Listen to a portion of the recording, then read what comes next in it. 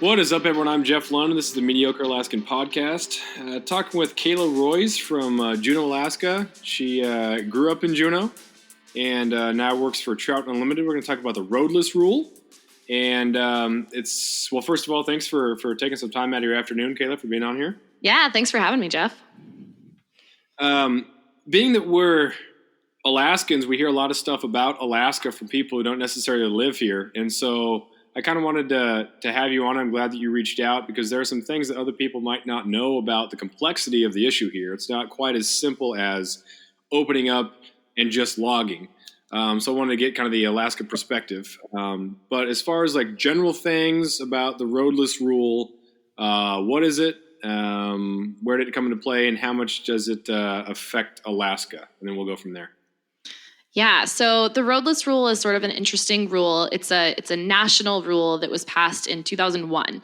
And the intent of it is that it is supposed to prohibit the commercial old growth logging and clear cut logging in national forest areas.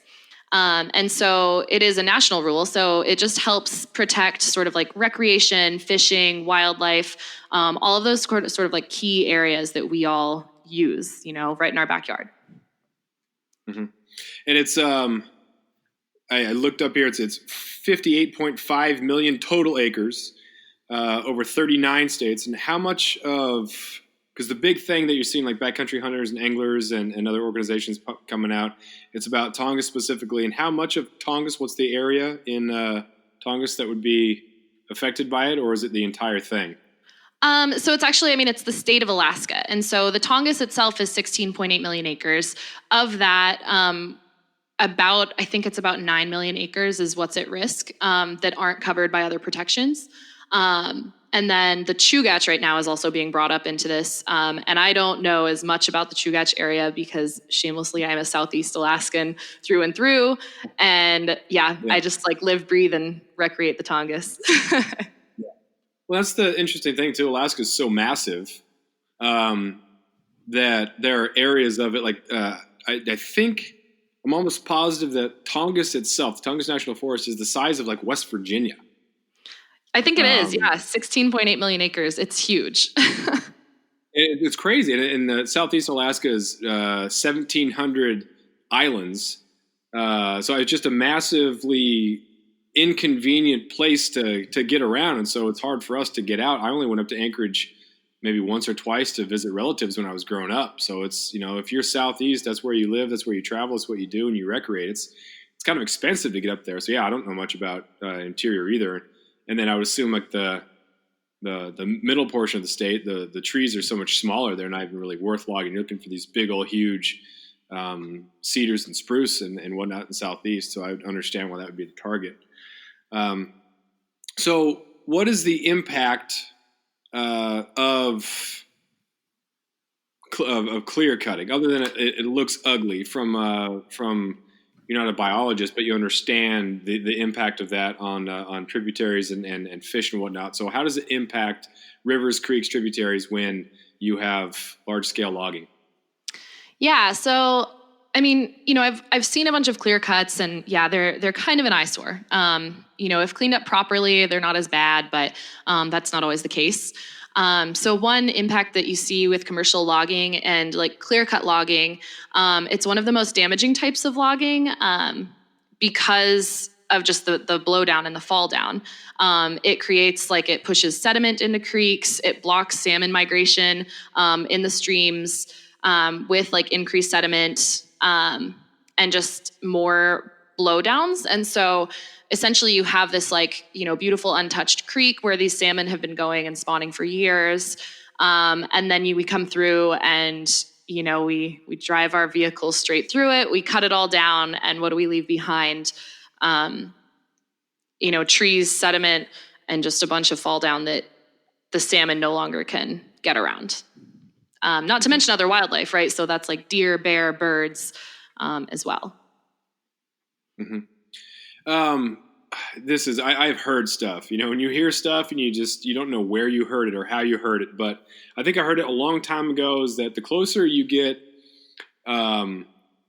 logging to a creek, in addition to like the blowdowns and stuff, it affects the oxygen level in the water because of the amount of sunlight that hits it. Is that something that? Oh, that does make sense. I don't know the biology of it. Like that seems like something that Fish and Game would probably know more about, but that does, I mean, makes sense.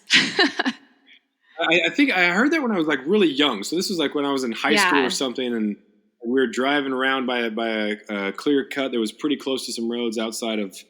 It wasn't on the Tongass, but someone said, this river's messed up because they logged too close to it and it messed up the oxygen. And I'm like, oh wow, that sounds really official.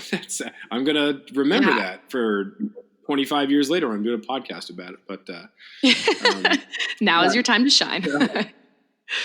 Exactly. I mean, I know that like so you build a road to create, to create a road to go log off of.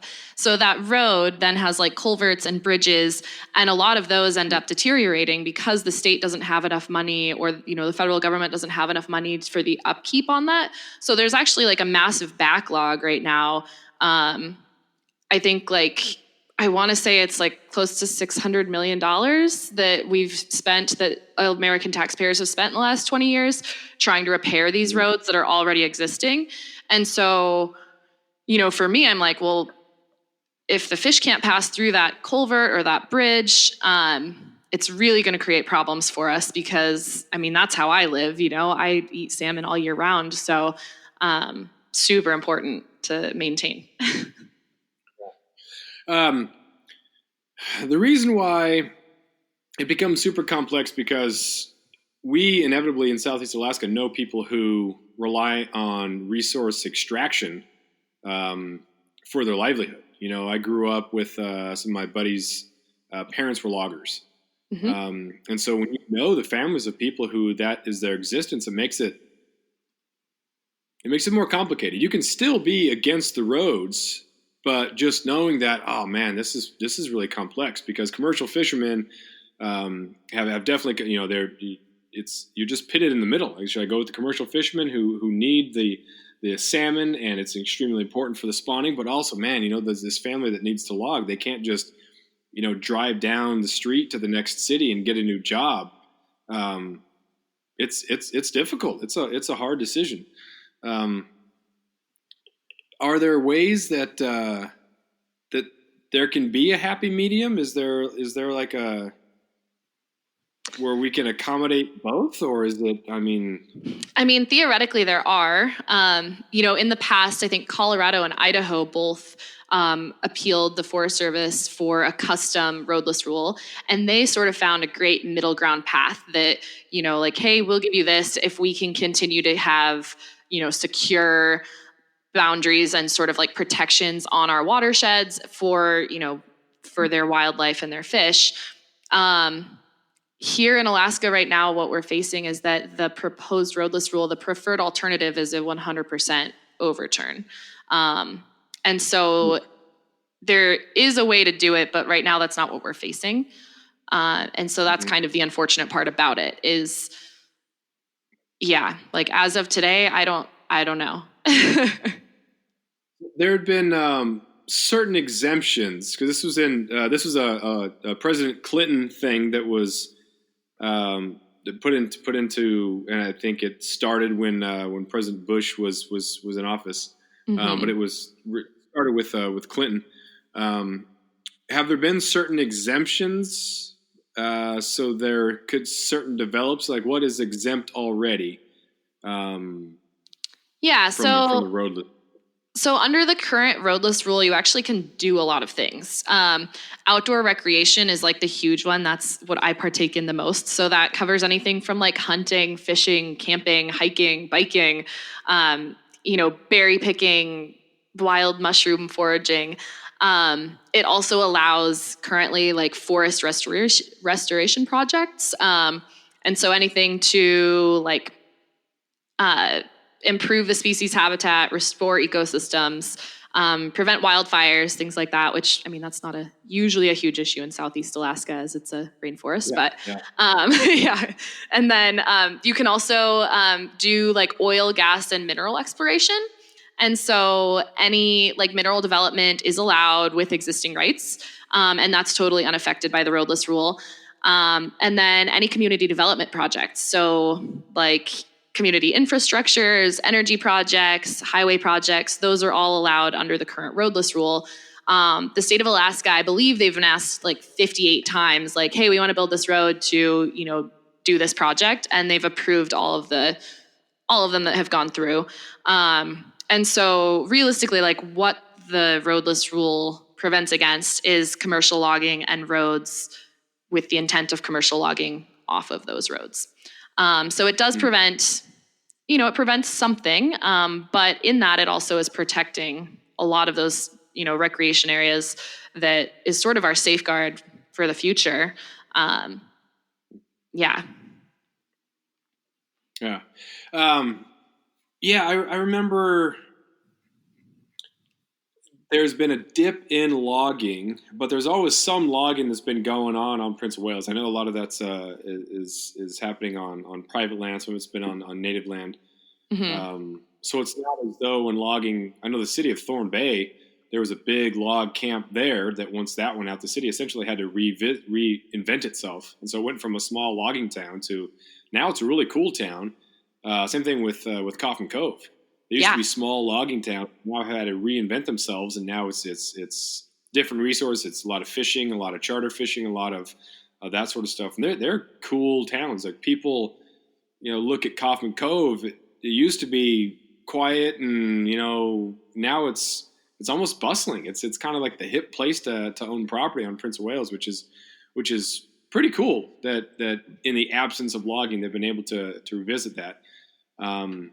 Which then brings up the strain on other resources, and fish in general. There's been some weird returns lately, and how have your returns been up there compared to down here? Our king salmon are definitely not doing amazing up here. But everything else this year seemed to be pretty on track. I caught this was the first year I've caught all 5 species of salmon on the fly. So I got my official grand slam, which I'm especially excited about. So, there were enough fish to achieve that goal, which has been like a personal goal of mine for the last 5-10 years, and it's never fully happened.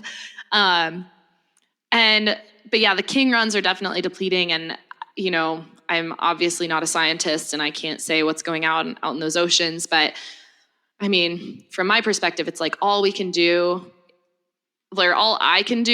is speak up and say, hey, let's at least protect these forests or the fish are, spending their first year, or for king salmon, their first 4 years, 2 to 4 years. And then once they go out to the ocean, I can't do anything. That's not my specialty. But other than that, it was an off year for pink salmon. So hopefully next year we'll get a bunch more, but, our runs have been pretty decent down here.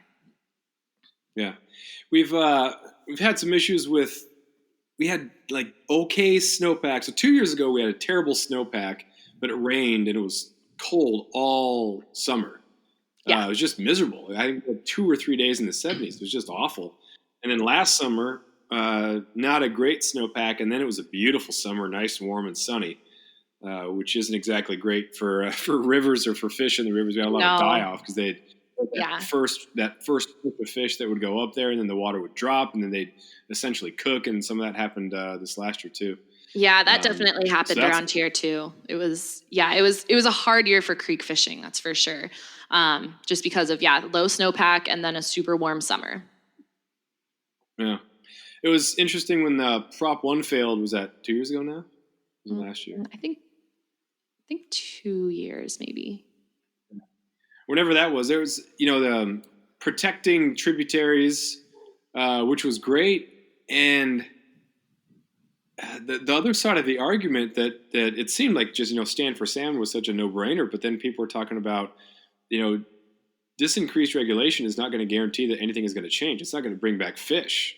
Yeah, and so a lot of people were.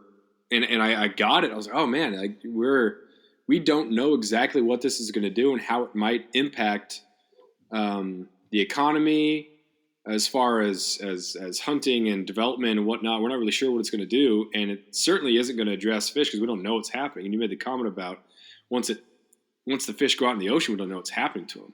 Yeah. And that's the scary thing going forward. That what is happening? Is it is it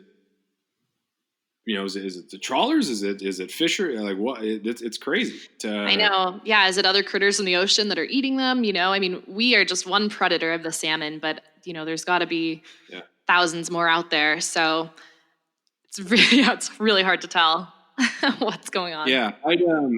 These are just theories, So I heard I was behind someone at the store, and they were talking to the cashier, and they were talking about how there's so many humpback whales, way more humpback whales in the Ketchikan area than there's ever been. Mm-hmm. And they're just feeding on, as soon as they drop the nets at the net pen for the hatchery fish, they just gorge themselves on all these fish they've figured out. And then I've actually seen this happening in Juneau too. So I definitely, I've heard that theory before, and I've seen it too, and it's crazy. Oh man, like I mean, they're so smart. Like we talk about how smart they are, Yeah. And they figured out our timing. Oh man, and then also with the herring, and with increased population in the area, eating the herring, and then the herring is what feeds. That's one of the primary food sources for the fish once they're in the ocean. Yeah. Then that also makes sense. What do you do about that? You're sure as heck not going to bring back like whale hunting, but predator control that way. It's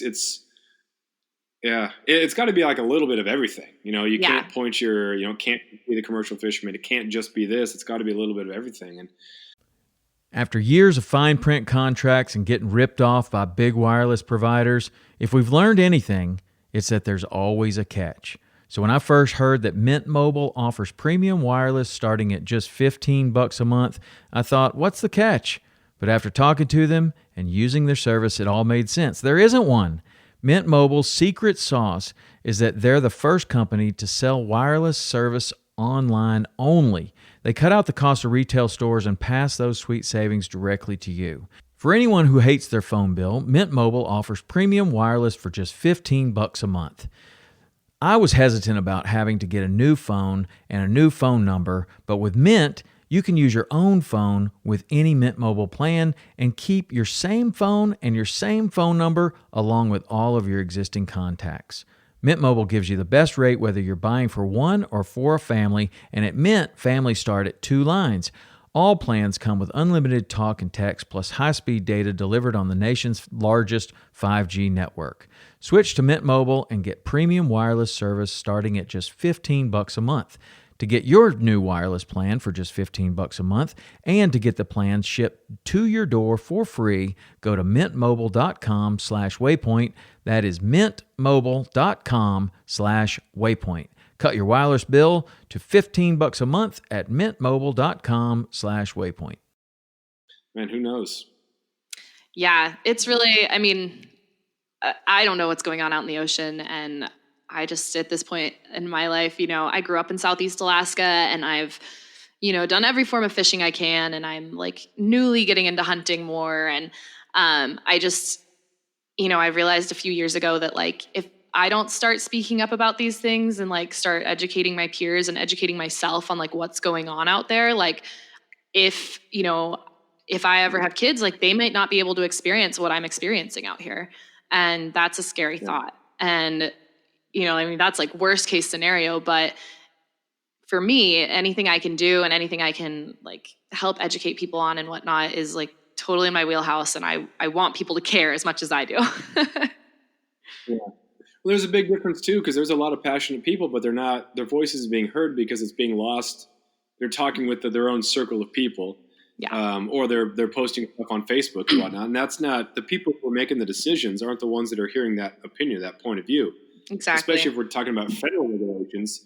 People in DC, they don't know what it's like to live here. They have no idea about the nuance of the existence. And I know Murkowski gets a lot of flack for, kind of being the swing vote and not being what is she? She's not a true Republican. She's like, well, Alaska is a complex state, and so it makes sense that you would have an elected official who's going back and forth on some of these issues, because this issue is satisfies Republicans, this issue satisfies Democrats, but it's complex. So how can people get their voice to the right people and their opinions to be heard?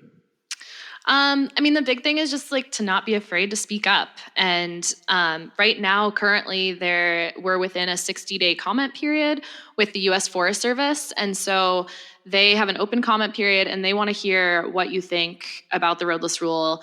If you think that it should stay intact, what changes should be made. They're here to listen and to take in everything. They read every comment. And so that's the big thing, is that I'm telling all my friends and all my family, I'm please, go comment, tell them that, the Roadless Rule is working in Alaska, and that it's protecting our fish and it's protecting our recreation. And, it's giving us the ability to wake up one morning and decide all right, I'm going to go, climb a mountain and look for a deer, or I'm going to go, down to my local estuary and try to find a silver salmon. And it's giving us that opportunity as Alaskans to continue to see this environment and this wilderness thrive. Yeah, it's Prince of Wales is a very almost world-renowned place for deer hunting, because you have so much more access. You can drive around and all these old logging roads and hike up them. So it's funny, not really funny, but it again adds to the difficulty. If you have local people who are relying on deer to subsist and live, they want some of these roads to be able to access these areas, because they wouldn't be able to hike back there or would have access to other ways. But it might come at the price of, even your clear cut after, 3-4 years after it's been logged is a great habitat for deer. But then having that come at the price of salmon potentially, it's just a kind of a mess there. But yeah. Well, and how is the clear cut habitat for deer and bear, say 20 years down the line? Yeah, exactly. Yeah. Well, yeah, that sweet spot of 3 years after. Yeah, that 3 to 5 year boom. Yeah, and it's beautiful, great habitat. And then as soon as the trees grow up, you can't see anything in there anyway. And then, the regrowth is good. Going along with that habitat thing, the difference between cutting, this is just something I've heard. Again, this is a rumor podcast. I expertise in enough. That the old growth timber is much more valuable. It's a higher quality wood, whereas the second growth isn't as quality. And so we are encouraged to cut the second growth because it has less of an impact on habitat, because the old growth is healthier, and then also protects the habitat and it protects deer. It's a little warmer there during the winter. Had you heard that, or did I dream that? No, I think that's the case. And, frankly, I should be educated more on that. But the current Forest Service forest plan we're in a transition where we went through a 4-year process of rewriting the sort of forest plan. And they were switching from old growth logging to new growth logging, because they found that the old growth logging, or the old growth trees, just provide such a better wildlife habitat. It's like that. They build that canopy. If you've ever walked through a rainforest, it's, every time I walk out in the Tongass, I'm forever in awe. Looking around, the trees maybe aren't as big as the redwoods, but they're huge, and they're, draped with, old man's beard and different lichens and mosses everywhere, and there's ferns everywhere. And they just build such an amazing canopy for the wildlife and for, the plants and whatnot to grow and to thrive. Yeah. Yeah. Well said. What's a part of the Tongass favorite, and then a part of the Tongass that you have not visited that you would like to do a fly in, because there isn't a road there? I know, exactly. Yeah. Shamelessly, I love Juneau. I was born and raised here, and I'm here now because I love it so much. I, literally like last weekend I woke up and we went out crabbing. And, we went out on a friend's boat and went pretty far out of Juneau and got some king crab. And I like came home, had king crab for lunch. And then the next day I like woke up super early and I grabbed my fly rod and I grabbed my rifle and I like went out into the woods and I tried to find a deer, which didn't happen. But I did find some cutthroat in like a natural stream. And so, I can do that within a 30-minute drive of my house. And so Juneau is like, it's my gem. I love it. And I've like figured it out. And, there's so many places in Southeast that I haven't been. It's so huge, like I've gotten so lucky because I grew up here and the family I grew up with, my dad worked for a float plane company and my grandfather was a fisheries biologist. And so every chance we got, they were like scheming on how to get out to certain lakes and things. And so I've just been so lucky. I've gone out to so many different like remote lakes and remote streams and rivers and, seen cutthroat of all sizes and salmon and different, crazy colors and places. And, I don't know that I have one pinpoint place, but I would love to just go to all of Southeast, which like that would take so long and it would take so much time and money to do. But I've definitely gotten that steelhead bug that I think everyone else has gotten too these days. But I'm the guy now that I like scour the internet to find like old fish and game logs about where steelhead may have been. And I'm super interested in like chartering a beaver and going out and like remote camping for a few days and hiking all over a watershed in the pouring rain probably to try to find a steelhead. So it's maybe not like a specific city that I want to visit, but it's all of these different watersheds that, I find it so interesting to think that there's a chance that when I'm fishing this watershed that like nobody else, like there's not one other person that has ever stood in this exact place and casted in the exact place that I'm casting. And I love that feeling of being out there and feeling like that. Yeah. The nice thing about it is if you go on YouTube, outside of probably the Seatook, there's not a lot of videos of people who have gone to these places and steelhead fish, which is awesome. It's because we don't want you to know where we're at.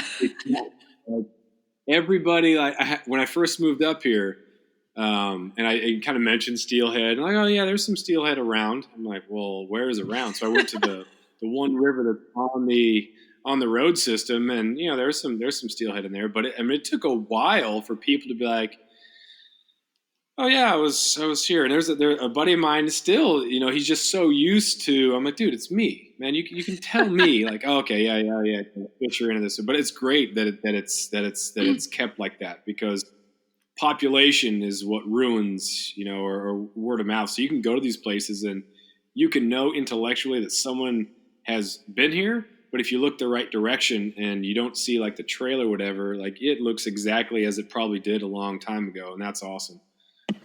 Yeah, exactly. I mean, and like prior to my job with Trout Unlimited, now I worked at a fly shop for 6 years, and people would ask me where I caught my fish, and it's sort of it's not like I was trying to be catty or coy or anything, but to an extent, I kind of feel like hey, I put 10 years into finding this spot. Like I'm not gonna just whisper it in your ear and see you out there the next time I go. For me, that's kind of the thrill actually, is to try to find this place on my own. I've found some of my favorite little fishing spots are, I maybe see one other set of foot tracks out there when I'm out there. So steelhead fishing in particular, though, I mean, they're like definitely the Southeast Alaska unicorn, right? And we've seen it all over the Pacific Northwest where, steelhead populations are dropping because of, humans, essentially. We've dammed and we've put in hatcheries and we've, logged and we've done all these things that are impacting their healthy habitat. And so for Southeast Alaska, it's like, let's keep those guys healthy. Yeah. It's man, it's great. And you talk about loving Juneau, and it's funny the way you describe Juneau is the way, people in Sitka would describe Sitka, Ketchikan, same thing. Prince of Wales is the only place where you can be on the island and you can drive to different cities. Yeah. And you can, get like a different area. You're in Klawock, and the culture in Klawock is different than the culture in Heidelberg, which is different than the culture in Knockety and Thorn Bay and Whale Pass. And so it's pretty funny to be able to have an individual on the same island have such individuality, but all within the same, everyone would describe the same thing. I can hunt within a half hour. I can fish within a half hour. We can go out and get crab and shrimp and do all that stuff. And it's just but don't move here. Whatever you do, don't exactly. move. Don't move here though. It's 36 and rainy. It's miserable and it's dark and all that. Yeah, you just certainly need a population. If you're gonna move to Anchorage, right? That's exactly. That's Fairbanks. Yeah. they need more. Yeah. Fairbanks needs more people. Anchorage needs more people. That's good. Yeah. Well, I mean, it's crazy too. I mean, you talk about people like coming to Alaska, and I think this year, we had more than 1 million out-of-state visitors come to Southeast Alaska. And I think a lot of that is on cruise ships. I'm sure you see a ton of that in Ketchikan as well. But a lot of that are like independent travelers too, who are taking like the Alaska road system, which is the ferry system, and hitting all these places. And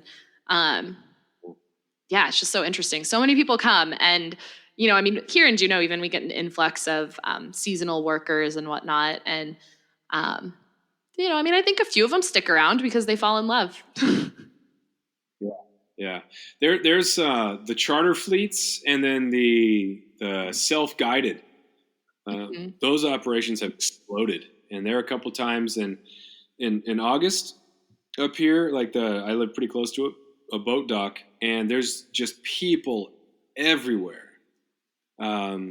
And Washington plates and Oregon plates and California plates, they're coming up here and they're staying for a little bit. And if they didn't come up on their own, the rental fleet's going out, and there are people absolutely everywhere. You're looking at 35 to 40 boats, and it's just some of the local crabbing spots. Like, you can't even, once June starts, like you got to go a long way to get crab because it's pretty fished out. So if you live here year round, then you can get your crab and shrimp at different times of the year. But man, it's pretty crazy. Are you seeing a lot more of the self-guided stuff, or is that more I haven't. southern southeast? Yeah, I haven't seen as many self-guiding people. There's definitely, and it's interesting here in Southeast because I think my impression at least is that we're seeing a lot of whale watching boats and not as many like charter fishing boats. Yeah, mostly I think that also is attributed to like the fact that our king fishing has been closed each year until June 15th. And, they have to be a certain size and whatnot because we're trying to like protect what's actually returning still and things like that. So I don't know. There might be some self-guided outfits here in town, but I'm not sure. I know I got a lot of crab this year, so I can't complain there. Well, I think that's kind of been the sale point of Ketchikan. And then Prince of Wales, Craig and Klawock have really, charter fishing. It's just world-class fishing. So that's kind of what they've been, since the beginning. That's been the main thing, because that hasn't been a cruise ship spot. Ketchikan doesn't have a glacier in town like you guys do. So they really have to go on Ketchikan doesn't really look like that much different than like Seattle area, or Pacific Northwest, which just, you don't have those. You have some nice cliffs, but you don't have those huge monolithic faces. You do in Misty Fjords, but when you're in town, it doesn't look like that much different. So they've had to go with the fishing, and then the offshore excursions that are fishing, and then really Ketchikan has sold that. So the marketing's worked, and if you have the difference there between Juneau and I know Sitka's getting really big with the charter fleet and the self-guided stuff too. Yeah, I know that like the fishing and tourism industries in Southeast, I think, provide like 25% of all the jobs in the region right now. And that's just continues to increase each year. So, Yeah. It's hard to complain about it. Like we complain about the traffic in town, these people, the non-locals, but we don't have, what's the alternative? When the pulp mill closed down here in Ketchikan in the mid 90s, that was the main economic engine. And then you have to replace it with something. And so you have certain people who made that adjustment, and they've made very lucrative businesses out of tourism. And it's a necessity. If you were to reduce the amount of tourists just to keep the traffic low, just because you don't like jewelry stores, then what do you have? You have Yeah. to have that economic thing, and it's the Yeah, way I it mean, is. Juneau was built as a mining town, and it was the same sort of situation. When AJ shut down, it's how did Juneau stick around? And tourism definitely drives us. I mean, my first job was giving tours. And pretty much all through high school, I was some sort of tour guide, and like I'm thankful for that. And although I have definitely seen it increase each year, I also see that for me, like I know a lot more people that like own their own businesses nowadays and they're catering to this. And I think that that's great. It is allowing us to expand what we're doing through Yeah. tourism and whatnot. Yeah. Yeah. Well, any closing thoughts? We're a little over half hour. Oh, we've hit a half hour. Yeah, closing thoughts. I just think we're in this day and age that so much is changing, and it's easy to feel like things are out of our control. But things like protecting and conserving, like super important, fish habitat, wildlife habitat, and like our recreation areas, it's easy for us to speak up. And so I just highly encourage all my friends, family, peers, listeners, that it's not unattainable to speak up and say what you think about, what's going on. And I just strongly encourage everyone to. Awesome. Good. Well, thanks again for taking some time out of your evening here, and thanks for the work that you're doing. And Yeah. thanks. Yeah. Thank you, Jeff. Thanks for having me.